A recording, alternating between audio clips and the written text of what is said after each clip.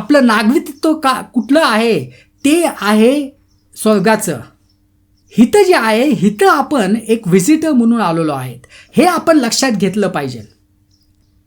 तर म्हणून या गोष्टींवर विश्वास ठेवणं खूप आवश्यक आहे. पवित्र शास्त्रामध्ये आहे. आता आपण जाऊया 2 पेत्र अध्याय 3 आणि 8. प्रियानो, आता हे वचन खूप महत्त्वपूर्ण वचन आहे. आता या वचनावरून आपल्याला समजतं की कधी ह्या घटना होऊ शकतात. जसं मी तुम्हाला सांगितलं, कोणी स्पेसिफिक सांगू शकत नाही की 2026 साली या 27 या 28 कोणी सांगू शकत नाही. पण या वचन आपल्याला समजतं की आपण या घटनेच्या किती जवळ येऊन पोचलेलो आहोत. आता एक फॉर्म्युला आहे, त्या फॉर्म्युलाकडे तुम्ही लक्ष द्या. इथं काय म्हटलेलं आहे, प्रियजनो, ही एक गोष्ट विसरू नका. प्रभूसाठी 1 दिवस म्हणजे 1000 वर्ष आणि 1000 वर्ष म्हणजे 1 दिवस. हे लक्षात ठेवा. हा फॉर्म्युला आहे.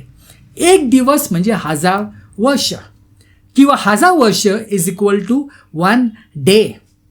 हा फॉर्म्युला तुम्ही लक्षात ठेवा. आता तुम्हाला माहिती आहे की येशू ख्रिस्ताचं जे या पृथ्वीवरील जे राज्य आहे, ज्याला आपण म्हणतो मिलेनियम किंगडम, ते 1000 वर्षाचं आहे. आणि त्याला पवित्र शास्त्र काय म्हणतं, डे ऑफ द लॉर्ड, प्रभूचा दिवस.